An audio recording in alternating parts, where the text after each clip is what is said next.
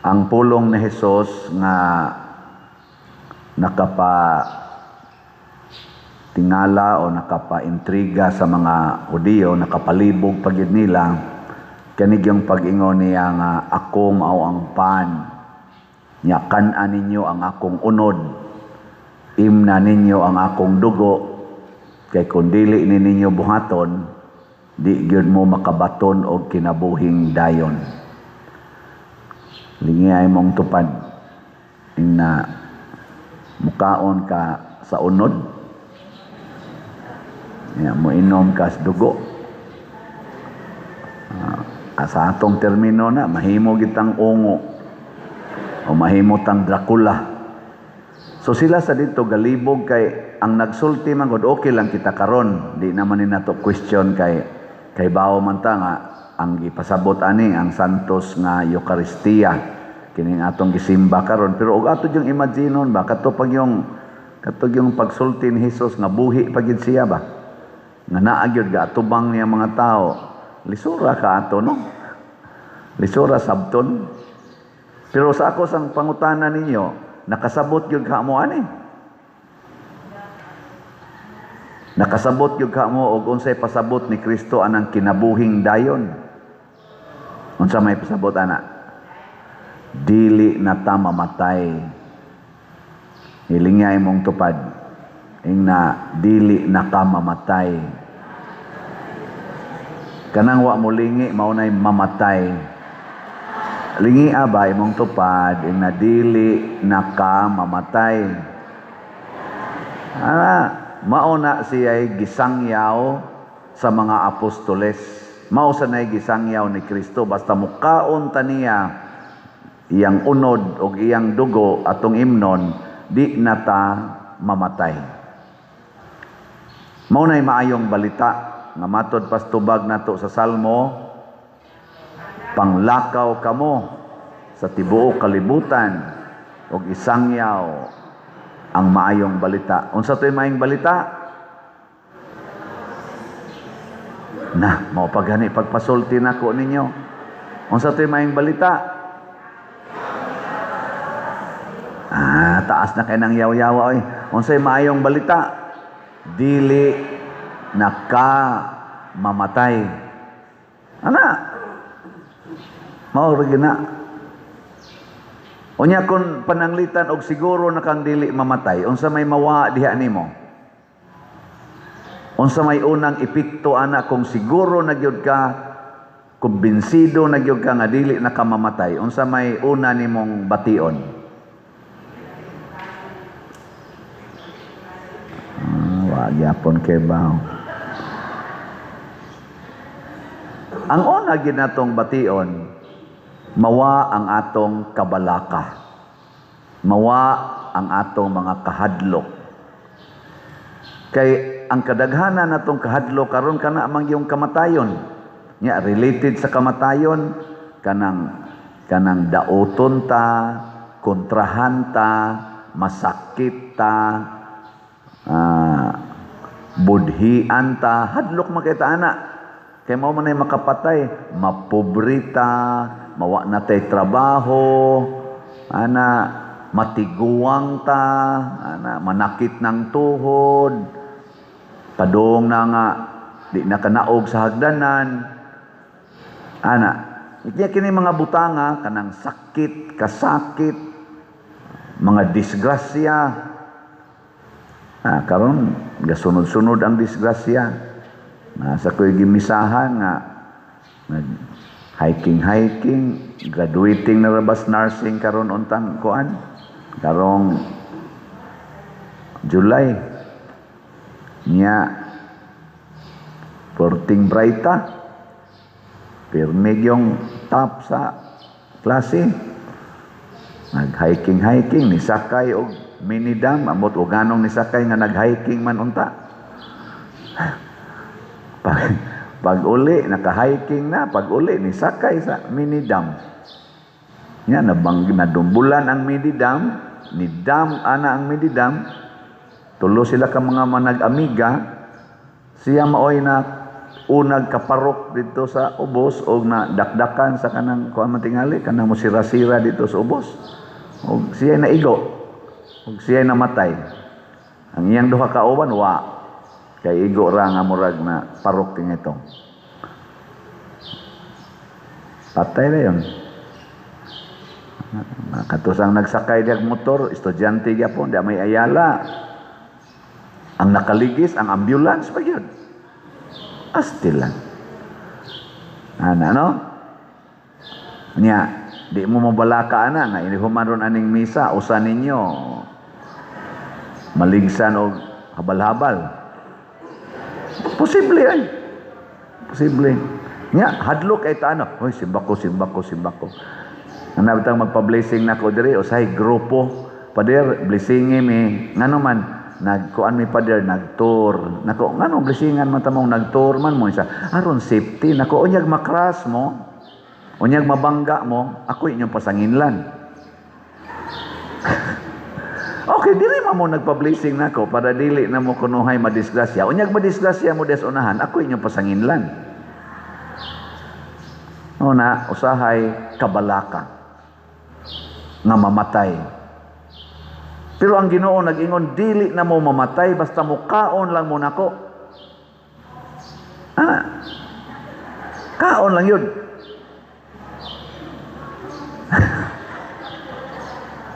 Pamahaw, paniudto, panihapon, kaon yun. Ang unod pagid niya mo ipakaon. Sige bitaw kog pamalandong ani nya sa unang pagbasa karon, di ba nangahadlok man tong mga apostoles no, giluto sila, bangis kay si Saulo, bangis kayo, pero sila bisag nangahadlok, maghimo gito sila misa adtos mga balay, magtago-tago usay adto pas mga lubong magtago-tago ba, pero maghimo gid sila misa, mag-celebrate sila ni di ang ilang simbahan sa una di man pre aning ato karon. Misa sila adtos mga balay, adtos mga laoms langob, ay tago lagi.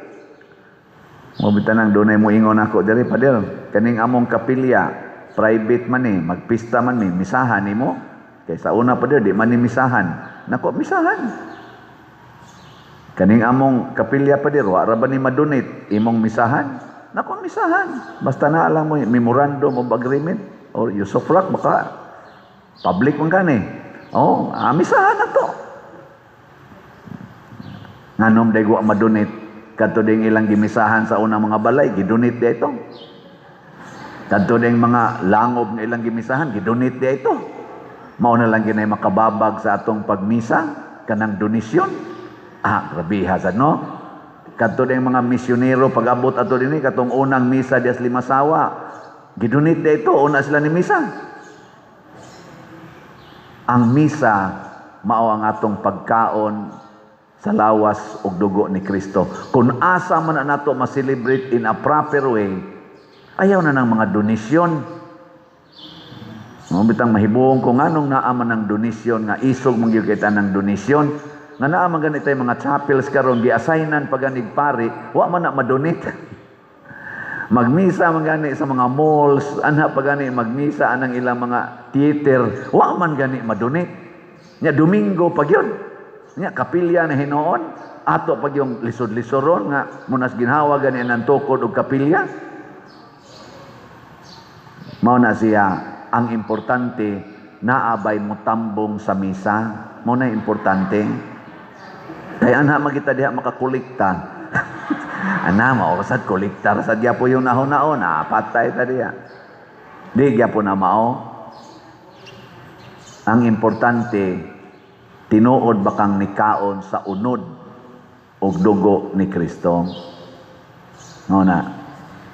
O kung saan man pagkaon sa unod og dugo ni Kristo. Una, sacramentally. Kaning niya ang atong gikonsekritan.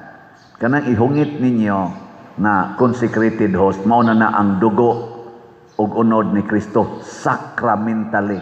Unsa man ang sacrament? The concrete, the visible image of invisible God. Saan mo nakasabot? Sige, bahala na mo diyan. Ang makita nga timaan sa dili makita nga Dios. Mo na una, sakrament. Pero doon na say gitawag og mystical body of Christ. O kinsa man ang mystical body of Christ, mao ang simbahan. O kinsa man ang simbahan, ang katawhan. Mo nang kan-asad ng imong tupad. Kay mao man na ang lawas nga mistiko ni Kristo. Dunay lawas nga sacramental body of Christ, naa say mystical body of Christ. Kan-an ang duha. Ang sacramental body of Christ kaning gikonsegrahan. Ang mystical body of Christ kanang imong tupad. Ingna imong tupad. Ingna magkinananay ta. Ingna ba yung tupad? Sige na. Kan-awa.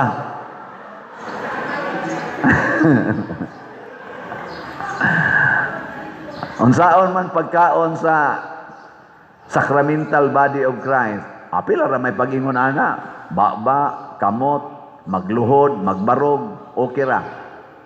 Pero unsaon man pagkaon sa mystical body of Christ? Imo siyang higugmaon. Imong higugmaon. Ang tanan yung tao higugmaon. Ang tanan yun ha, ang tanan. Muna hasta ang kaaway. Hasta ang kaaway. Matud pan Kristo, higugmaa yun. Kay pariharago na sa imong lawas, God. O higugmaon na nimong imong lawas, na amang giporsyon sa imong lawas nga wa ka kauyon. Usahay imong buhok, wa ka kauyos color, nya imo dayong ilisag color, awa na ka nahigugma na. Na inidool nako insya pader. Gamisa ko ba? Pader, ngano ang imong tupi pirmi naman ang pinasimi upaw? Nako wa day kakakita nga purti naman ning bakantiha ang akong ulo. Ingon din siya, ako sad bitaw pader. Inga babae man ni siya, gulang-gulang na sad, tiwasono na sad naong ba. Siya, ako bitaw pader, malingaw jud ko nang imong wali nga ayaw pa color, tanawa akong buhok pader, wa na jud ko magpa-color ani. Nako, mao din tiguwang na kay kagnaong. Na. Hadlok man ta ana, hadlok man tangan lag tiguwang, hadlok tangan lag maupaw. Tungod na kay di ta ka maong mukaon sa lawas ni Kristo. Higugmaan ang tanang tao aron dili nakamahadlok nila. Unsa may makahadlokan nang ilang ang comments. Kana mga comment anang imong tupad ba? Hololo unsay ikasulti nila. Holo unsay ikasulti nila. Pero kamao kang higugma nila, musaway sila nimo, you love them. Mudahig sila nimo, you love them. Ila kang tikasan, you still love them. Ila kang bunogon, you love them. Ana, ila kang pasakitan, nothing gonna change my love for you. Mupalit sila raffle ticket, you love them. Di sa sila mupalit, you still love them. Way ayo. Mao na, muhunong na gani kag higugma ng imong tupad o kanang imong mga silingan, the mystical body of Christ, anha jud ka ma-stress. Timan ina ha, muhunong gani kag higugma tungod lang kay wa ka kauyo nila, ma-stress ka. Suway lang imo nang gipakuluran imong buhok, ma-stress ka sa imong pagpakolor sa buhok. Imong gikiskisan imong kilay, makapastress na nimo ang pagbadlis anang imong kilay. Labin na jog nagdali ka, di man na magkaangay na nimo badlis. O niya, naay makamatikod, isa mura laging nabaga-baga ang pikas. Ang pikas ay maratol ka ma-stress jog ka. Kanang imong naong, imo ng kulor-kuluran, bisang ka na imong ngabil, imo ng kulor-kuluran, nyawa kay may pagkakulor, o ighuman imong kaon, nya naay kay bisita, magkabuang o sa kagdagan, maparok na lang ka dito sa CR. Nga naman kay imo usang kuluran kay basin o niya kung sa ikasulti, mas stress ka. Kay imo namang wagtang ang imong paghigugma ni anang porsyon sa imong lawas. Parihar sa lawas nga mistiko. Kung naa kay silingan nga di nimo higugmaon, ikasugat ninyo mas stress ka. Labi na gyud magsigi sila pangatawa. Kanang inig-agi nimo ba unya mga tawa sila, mas stress kas ilang kalipay. Magsige sila video okay, may kaimpat yun. Kay wa man ka mahigugma nila. Mao na ang paghigugma di ay sa atong isig katao, mao di ay makapahimo natong buhi kanunay. Buhi. Kinsa man ron ang nahigugma sa tanang mga Filipinos, mga Marcos Group, Duterte's Group, Pinklawans Group. Tanawa ang mga mamili lagkin sa higugmaon, tanawa ilang mga naong na nagdaot na. Daghan kay silang kwarta, pero nanguyos ilang naong. Nya ratol kay sila. Tanawa ang nagsigig higugma, bisa gisigihag daot, tanawa. Guwapa lang yapon sila tanawon, guwapo lang yapon tanawon, blooming lang yapon tanawon, di ba? Sige, lingay mong tupad. Ingna guwapa ko. Ingna guwapo ko. Ana ka no. Kay kanang naong sa tao nga kanabitang wa kay stress, nindot yung katanawon imong naong. Bikin sa marong mga naong diha sa ato mga politisyan nga nindot tanawon. Kana bang murag wa ma-stress ba? Marcos Group, Duterte's Group, Pinklawans Group. Wala siya.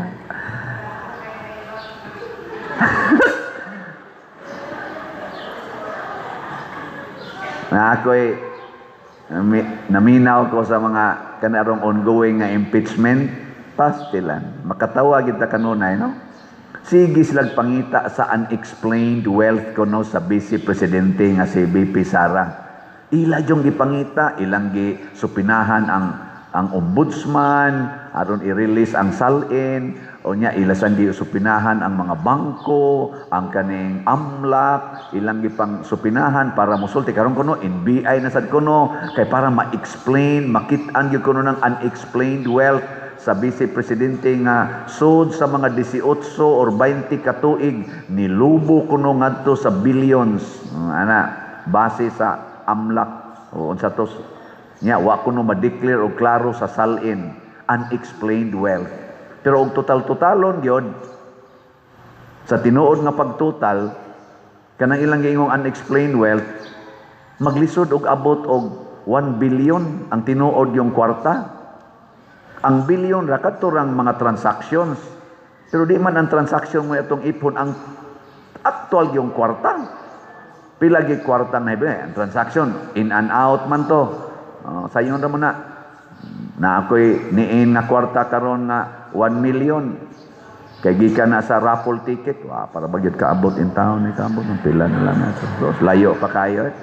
Gikas raffle ticket, niin ang 1 million. O di 1 million nimong kwarta, pagkaugma gibayad sa na nimo sa mga contractors diha 1 million.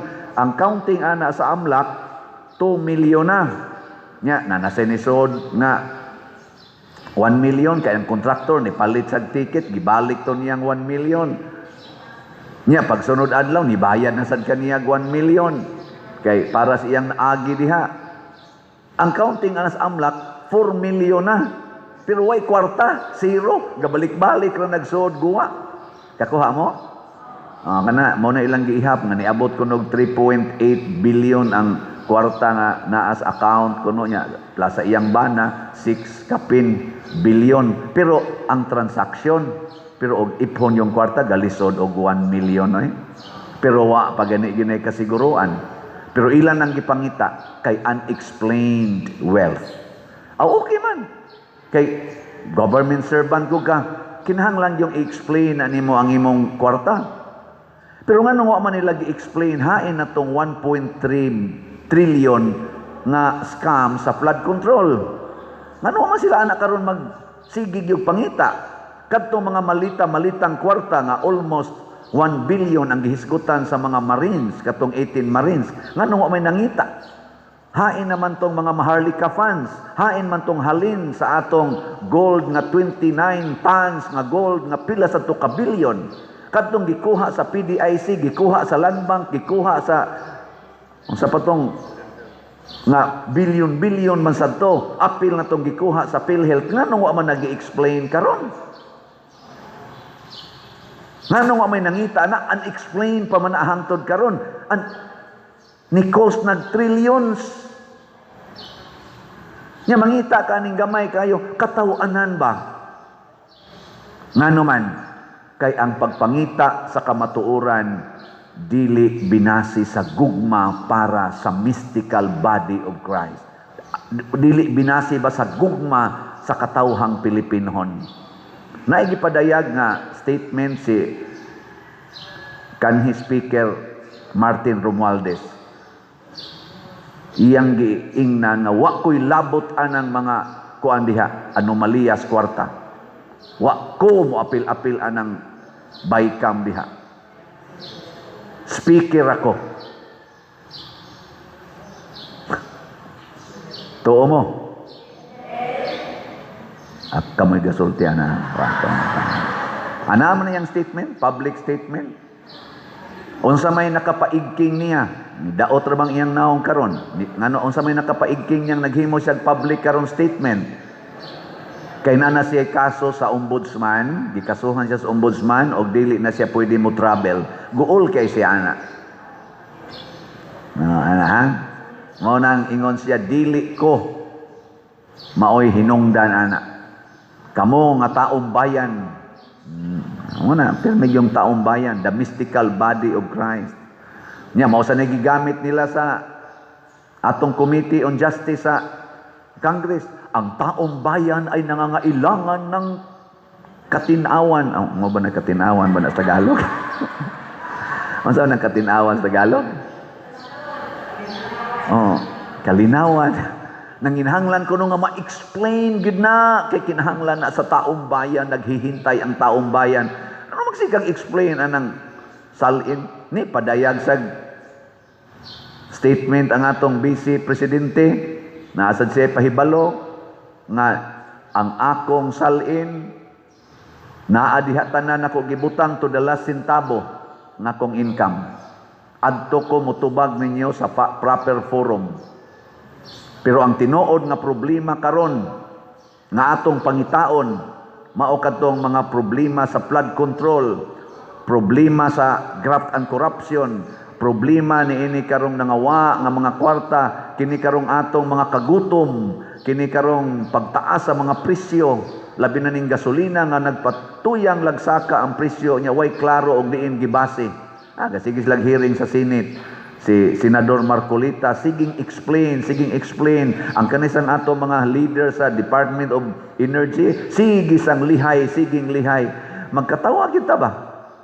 Ingos Marcolita, nira ang dita. Bago pa may nag-istorya sa Singapore, in charge niya step by step paliton. Og adto na to paliton, gikwinta niya tanan. Ang presyo sa atong krudo din hinaara sa 61. Nya pagsugod niya sulti ato, pila ka days ago, sa pa sila mag-hearing atong April 10, ang presyo sa krudo ato pag saka gyud sa pagsugod sa gubat katong niabot na tag 100 kapin atong presyo sa krudo, og iyang kwintahon og mopalita sa Singapore nga kuan naara kuno sa mga 45 to 48 pesos per liter. Nya pag abot na sa April 10, mga pila to kaadlaw ni alabay, 30 days ba to? Naanasad sa mga 61. Nganong 100 kapin man ang ato karong litro. Di gyud mudawat ang kuan. Ang kadto mga kuan magsigisan dili mahal kay dito. Ay nganong adto lagi mo mamalit di lagi barato. Nganong wa pa man gininyo gyud imoa kay wa lagi gugma sa mystical body of Christ nga mao ang katawhan nga Pilipinhon. Ang gihigugma tingali ang ilarang kaugalingon ug ang ilang mga kauban. Gitawag na siya selective love. Mo na gitawag og stupid love. Na may kanta no? Stupid love. Lingay mong tupad ina stupid love nang imo. Kana bang mamili lang ba? Mamili. Mo na stupid love. Pero ang tinuod yung gugma nga makapahimo na tong buhi mao na gitawag og divine love. Love one another as I love you, niingon si Jesus.